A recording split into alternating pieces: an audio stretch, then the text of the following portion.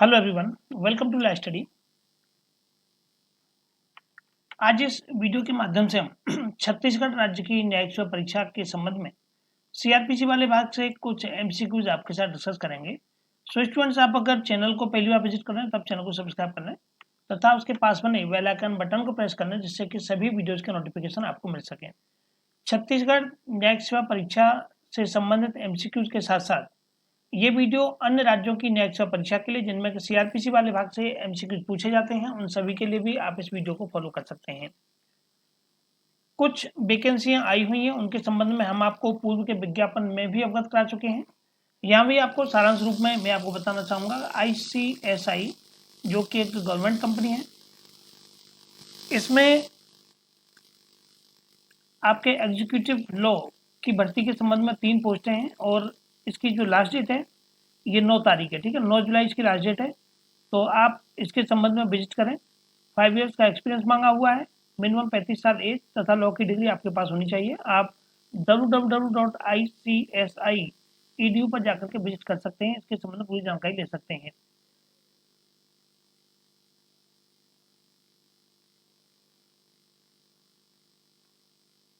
तेईस public prosecutors की जो भर्ती है ये यूपीएससी के द्वारा ली जानी है। नेशनल इन्वेस्टिंग एजेंसी के संबंध में ये 23 पोस्टें निकाली गई हैं। तो जहां से 7 वर्ष का एक्सपीरियंस किसी भी क्रिमिनल केसेस के संबंध में आपसे 7 वर्ष का अनुभव मांगा गया है, लॉ की डिग्री मांगी गई है। आप इसके संबंध में यूपीएससी की वेबसाइट पर जाकर के विजिट कर सकते हैं तथा यूपीएससी की वेबसाइट पर पहले आपको रजिस्ट्रेशन करना होगा, उसके बाद आप अपना आवेदन कर सकते हैं। साथ ही तमिलनाडु एचजीएस एग्जाम्स का भी नोटिफिकेशन आ गया है, इसमें 50 पोस्टें निकाली गई हैं। इन 50 पोस्ट के लिए 7 वर्ष का एक्सपीरियंस और लॉ की डिग्री मांगी गई है। तो जो भी कैंडिडेट आवश्यक अर्हता रखते हैं वो आवेदन कर सकते हैं। साथ ही आप हमारी एप्लीकेशन लाइव स्टडी को डाउनलोड कर सकते हैं। इसके लिए आपको प्ले स्टोर में लाइव स्टडी लिखना होगा तथा कुछ इस तरह के इंटरफेस बनी हुई एप्लीकेशन को अपने मोबाइल नंबर के साथ रजिस्टर करते हुए आप सीधे हमारे साथ यहाँ फ्री एवं पेड दोनों प्रकार के टेस्ट सीरीज के लिए जुड़ सकते हैं। फ्री स्टडी मटेरियल भी यहाँ पर मौजूद है, उसे आप डाउनलोड कर सकते हैं। पेपर्स भी हैं, बुक्स भी हैं, ये सब आप कुछ आप डाउनलोड कर सकते हैं। टेलीग्राम चैनल लाइव स्टडी तथा लाइव स्टडी डिस्कशन को भी आप फॉलो कीजिएगा, ये आप विद्यार्थियों की सुविधा के लिए तैयार किए गए हैं। फेसबुक पेज लाइव स्टडी 123 को भी आप ज्वाइन करें तथा live study S123 Instagram page को भी आप ज्वाइन करें।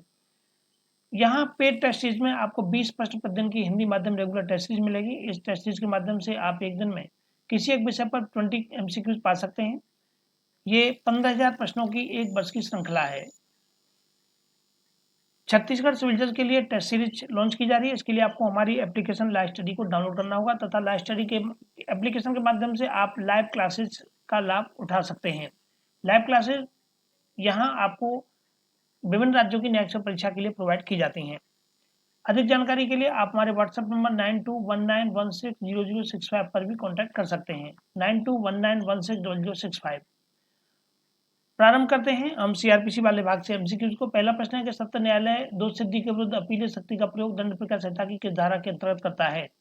सत्र न्यायालय के द्वारा अपीलीय शक्ति का प्रयोग पूछा गया है किस सेक्शन के अंतर्गत किया जाता है। 372 के अंतर्गत, 397 के अंतर्गत, 374 के अंतर्गत और 398 के अंतर्गत। बताइएगा किस सेक्शन के अंतर्गत सत्र न्यायालय अपीलीय शक्ति का प्रयोग कर सकता है।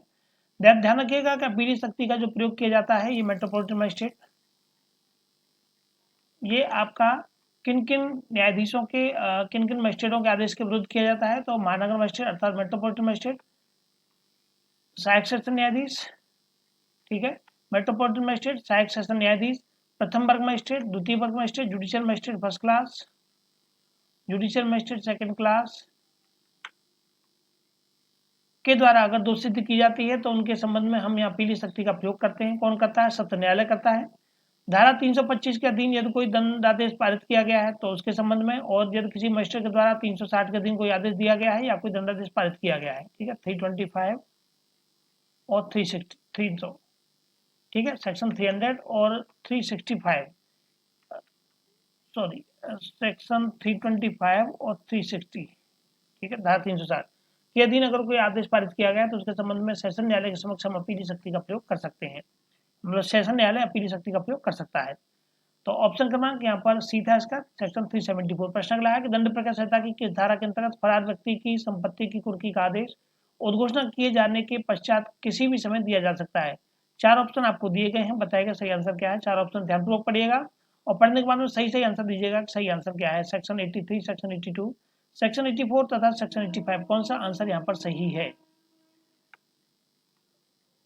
देखिए सीआरपीसी का सेक्शन 83 का जो फर्स्ट है, इसमें यह कहा गया है कि धारा 82 के अधीन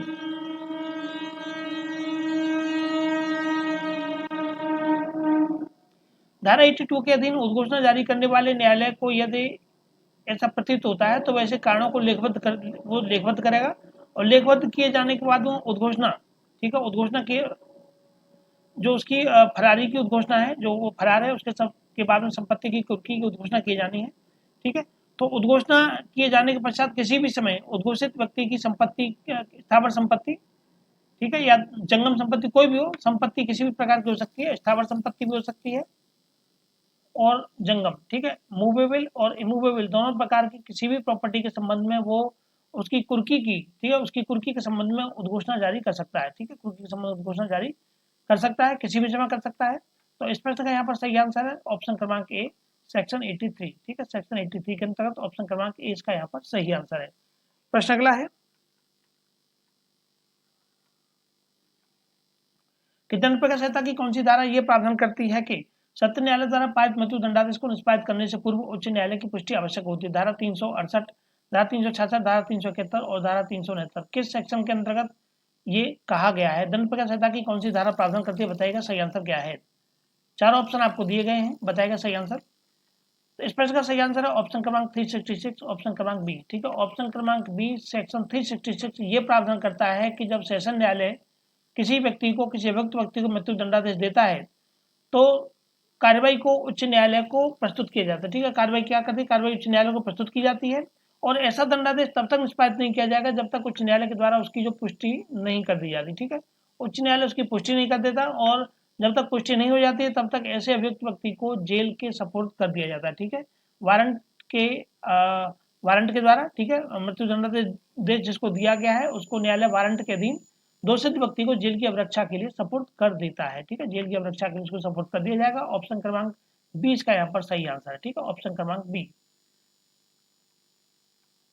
प्रश्न है कि जब सत्र न्यायाधीश अथवा उच्च न्यायालय अपनी अधिकारिता के अधीन किसी भी अवर दंड न्यायालय के समक्ष की किसी भी कार्रवाई के अभिलेख को परीक्षण करने हेतु मंगाते हैं तो इसे क्या कहा जाता है। निर्देश कहा जाता है, पुनरावलोकन कहा जाता है, पुनीक्षण कहा जाता है या इनमें से कोई नहीं। क्या कहा जाता है जब सेशन न्यायालय या हाई कोर्ट, ठीक है, कोई भी सेशन कोर्ट या high court, court of session या हाई कोर्ट जब अपनी शक्ति का प्रयोग करते हैं तो उसे क्या कहते हैं। और ये जो शक्ति का प्रयोग किया जाता है ये सेक्शन 397 के अंतर्गत किया जाता है। हिंट हमने आपको दे दिया, आंसर दीजिएगा। सेक्शन 397 ये होती है पुनीक्षण की शक्ति। ठीक है, रिवीजन की पावर होती है पुनरीक्षण, ऑप्शन क्रमांक सी। पुनीक्षण की शक्ति का प्रयोग ये हाईकोर्ट कर सकता है और सेशन न्यायालय कर सकता है। ठीक है, तो पुनीक्षण की शक्ति का प्रयोग करने के लिए अभिलेख मंगाने का कार्य सेक्शन 397 के अंतर्गत किया जाता है और ये पुनीक्षण करने की जो पावर है मैंने आपको बताया या तो हाईकोर्ट की है या फिर सेशन न्यायालय की है। और कहाँ करेंगे, अपनी स्थानीय अधिकारिता के, जहां जहां उनकी अधिकारिता लगती है अपनी स्थानीय अधिकारिता के अधीन वो इस पावर का इस्तेमाल कर सकते हैं अभिलेख मंगाने का, कि अभिलेख जो है मंगा लीजिए तो इसके संबंध में वो कार्रवाई कर सकते हैं। प्रश्न अगला है कि किसी मामले का विचारण समाप्त होने के पश्चात निम्न में से कौन सा आदेश पारित किया जा सकता है। केवल दोष मुक्ति का, केवल दोष सिद्धि का, उन्मोचन का आदेश, या तो दोष सिद्धि या दोष मुक्ति, किसका आदेश पारित किया जा सकता है। जब ट्रायल समाप्त हो जाता है तो ट्रायल समाप्त होने के बाद में देखिए दो ही स्थितियां आपके व्यक्ति के सामने होती हैं। ठीक है, या तो उसे पता है कि या तो मेरे को दोषी होने का करार दिया जाएगा या मुझको छोड़ दिया जाएगा। ठीक है, तो ऐसी स्थिति में या तो दोष सिद्धि होती है या दोष मुक्ति होती है। सेशन न्यायालय के समक्ष विचारण होता है, मजिस्ट्रेट न्यायालय के समक्ष विचारण होता है। तो ऐसे विचारणों के संबंध में सेक्शन जो हमारे सीआरपीसी के सेक्शन जो विचारण के जो आदेश दिए जाने के संबंध में रहते हैं, जो न्यायालय में विचारण समाप्त होने के बाद में दोष सिद्धि या दोष मुक्ति का जो आदेश दिया जाता है, सेक्शन 235, 248 और 255। ठीक है, 248 और 255 इस तरह से 3 सेक्शन है जिनके अंतर्गत विचार से संबंधित जो कार्रवाई है वो समाप्त होती है, तो दोष सिद्धि या दोष मुक्ति का जो आदेश है वो दिया जाता है। ठीक है, तो ऑप्शन क्रमांक आपका ये सी या डी यहाँ पर इसका करेक्ट आंसर है। प्रश्न अगला है कि प्रथम सूचना इत्तला रिपोर्ट संघीय अथवा संघीय अपराध से संबंधित होती है, मजिस्ट्रेट अथवा पुलिस अधिकारी को दी जाती है। प्रथम दृष्टया संघीय अपराध से संबंधित होती है तथा जिला मजिस्ट्रेट को दी जाती है। प्रथम सूचना रिपोर्ट फर्स्ट इन्फॉर्मेशन रिपोर्ट क्या होती है? फर्स्ट इन्फॉर्मेशन रिपोर्ट का जो प्रावधान है वो सीआरपीसी के सेक्शन 154 में किया गया। ठीक है, सीआरपीसी सेक्शन 154 में किया गया है। और प्रथम दृष्टया ये संघीय अपराध से संबंधित होती है। प्रथम दृष्टया ये सूचना रिपोर्ट जो होती है ये संघीय अपराध से संबंधित होती है। 154 में इसको शामिल किया गया है। उसके संबंध में बताया गया है कि जब किसी भी संघीय अपराध के संबंध में इत्तला थाने के भाषातक अधिकारी को दी जाती है या प्राप्त होती है तो वो उसे नेत्र प्रारूप में अवलिखित करता है, लेखबद्ध करता है, और ऐसी लेखबद्ध सूचना को प्रथम सूचना रिपोर्ट कहते हैं और इसके संबंध में इन्वेस्टिगेशन की कार्यवाही आरंभ करता है। ठीक है, तो इस तरह से एक स्टेज होती है। सबसे पहले घटना सूचना मिलेगी, सूचना के बाद उसको दर्ज किया जाएगा 154 के तहत, उसके बाद में उसके ऊपर इन्वेस्टिगेशन चालू की जाती है।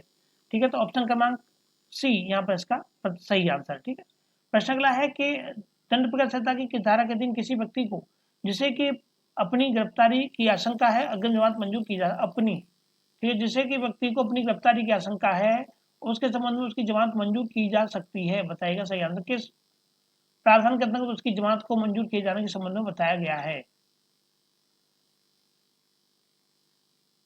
बताएगा 438 में, 439 में, 436 में या 437 में, किस सेक्शन में है?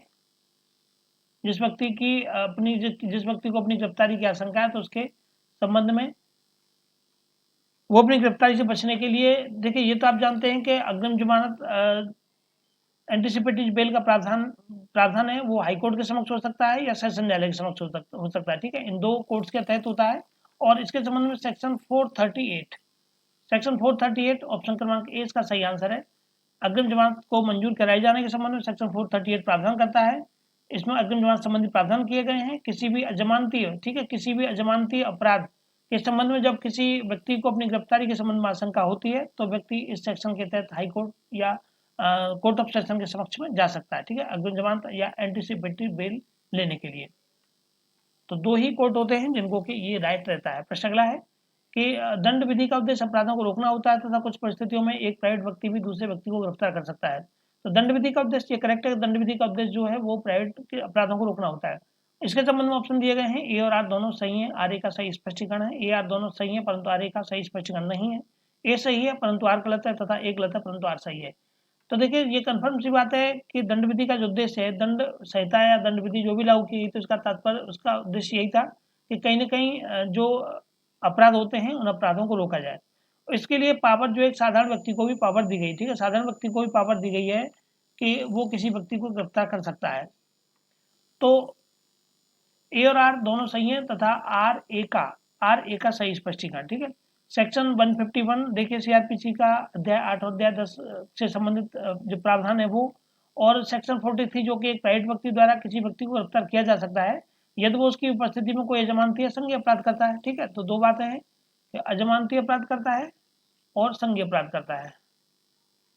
ठीक है, जब वो व्यक्ति उसकी परिस्थिति में जो व्यक्ति अपराध कर रहा है वो अजमानती और संघीय अपराध करता है तो उसको गिरफ्तार कर सकता है। तो ऑप्शन क्रमांक ए इसका सही आंसर है कि ए और आर दोनों सही है परंतु आर इसका सही स्पष्टीकरण है।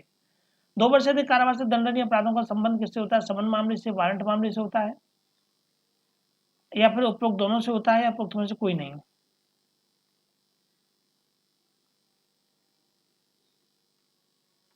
तो वारंट मामला वो मामला होता है जिसके संबंध में सीआरपीसी का सेक्शन 2 और सेक्शन 2 का भ यह प्रावधान करता है कि हत्या तथा आजीवन कारावास मृत्युदंड या आजीवन कारावास से दंडनीय किसी भी और 2 वर्ष से अधिक की अवधि के कारावास से दंडनीय जो अपराध होते हैं वे मामले मृत्युदंड, आजीवन कारावास या 2 वर्ष से अधिक के मामले वो सब वारंट मामलों की श्रेणी में आते हैं। और सेक्शन 2 सीआरपीसी के सेक्शन 2 में परिभाषा लिखी गई है। परिभाषा में आपको 2 के भ में जाएंगे तो आपको वारंट मामले की परिभाषा मिल जाएगी। ठीक है, प्रश्न अगला लेते हैं कि दंड प्रक्रिया संहिता की किस धारा के दिन एक पुलिस अधिकारी मजिस्ट्रेट के आदेश पर वारंट के बिना किसी व्यक्ति को गिरफ्तार कर सकता है? पुलिस अधिकारी कर रहा है, पुलिस अधिकारी किसी व्यक्ति को गिरफ्तार करना है 42 में, 40 में, 51 में या 40 में, 41 में बताइएगा। कोई भी पुलिस अधिकारी किसी व्यक्ति को बिना मजिस्ट्रेट के आदेश के गिरफ्तार कर रहा है, बिना मजिस्ट्रेट के आदेश के गिरफ्तार करने की शक्ति किस सेक्शन में है, ये आपसे यहाँ पर पूछी गई है, बताइएगा सही आंसर क्या है।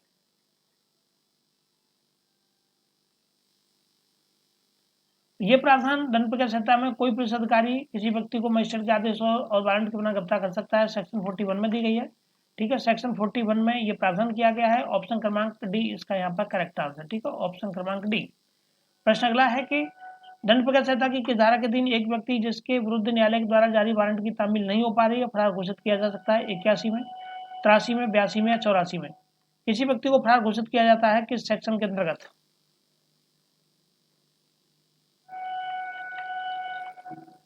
तो ऑप्शन क्रमांक सी सेक्शन 82 जो है ये फरार व्यक्तियों के संबंध में, ठीक है, जो व्यक्ति फरार है, फरार व्यक्तियों के बारे में उद्घोषणा की व्यवस्था इस सेक्शन 82 में की गई है।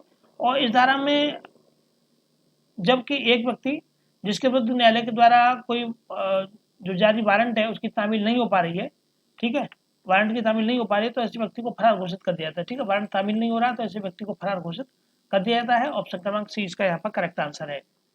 प्रश्न अगला है कि दंड प्रक्रिया संहिता की किस धारा के अधीन अभियुक्त व्यक्ति स्वयं सक्षम साक्षी हो सकता है? 315 में, 300 में, 313 में या 317 में? अभियुक्त व्यक्ति स्वयं सक्षम साक्षी हो सकता है।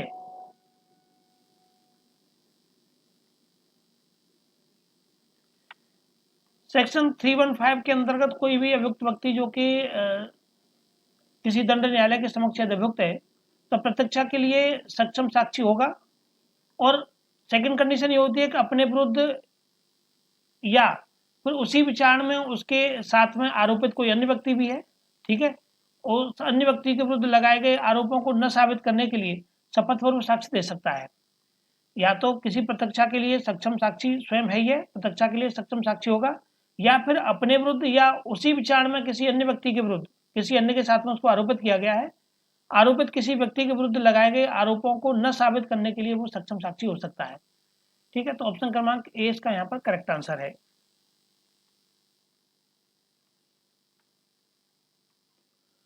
अगला प्रश्न लेते हैं।